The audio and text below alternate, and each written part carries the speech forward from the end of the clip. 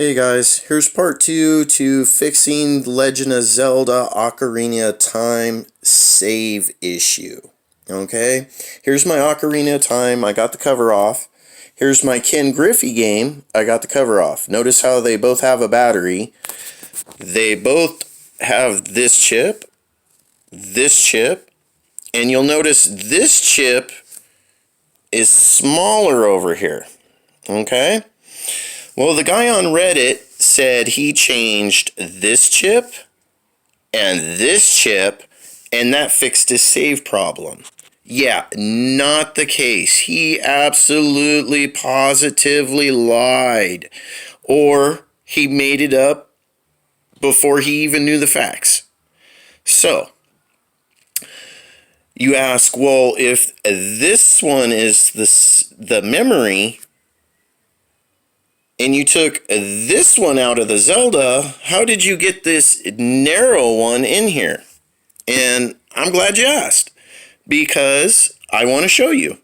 I want everybody to be able to fix their Legend of Zelda and be able to play it if they want.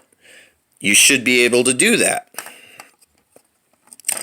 So, this is where the narrow SRAM comes into play, right? Here and here. My solders are not the best, but you noticed how at the top here, sorry, camera doesn't want to focus in. See how those were holes that were just soldered and filled? Well, with the original chip, those holes are open and the chip is soldered in to the top here and to this bottom row right here.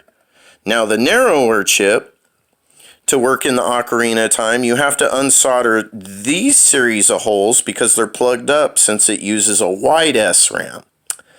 So once you desolder those and unplug them, you can put the narrow chip in here. But then you have to solder up the holes for the other ones. At least that's the videos I saw.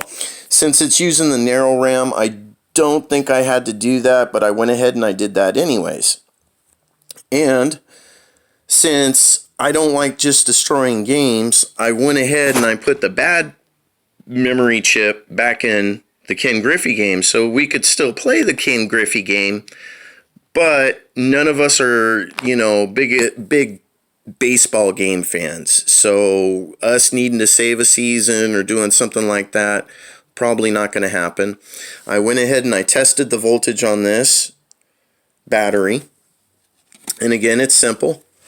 Got it flipped over, right? Okay. Now on this side, the side with the battery, you'll see there's a solder mark here and a solder mark here, okay? The one towards the top is the positive. The one at the bottom is the negative. Usually on certain boards, they're there.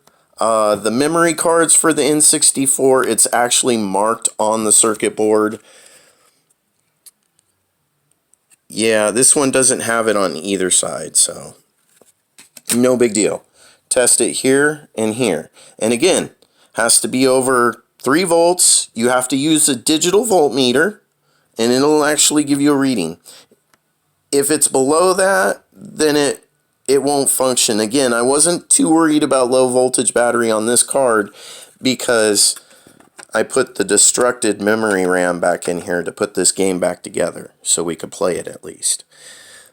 Which brings us back to Zelda. New battery, 3.3 volts. Put the original ROM chips back after being steered the wrong way by that guy on Reddit. Put the narrow SRAM chip from the Ken Griffey game into the Zelda game. Plug the extra holes at the top of the board. And then put the old destructed memory back in this game so I can play it. So, I don't know if this helps anyone out. I wish I could have come across a video like this even someone shaking the camera around and babbling like a fool. This video right here will set you in the right path.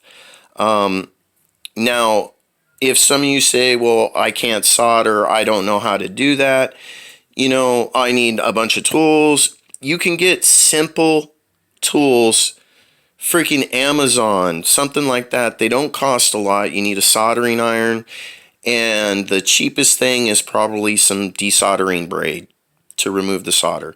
I can make a video later on about soldering techniques and stuff if need be. You guys let me know in the comments. Please let me know if this helped you. I hope it did. If you guys need any more info, please, just let me know. But I felt as though this one needed to be out on video because everybody should be able to save their Zelda Ocarina of Time, period.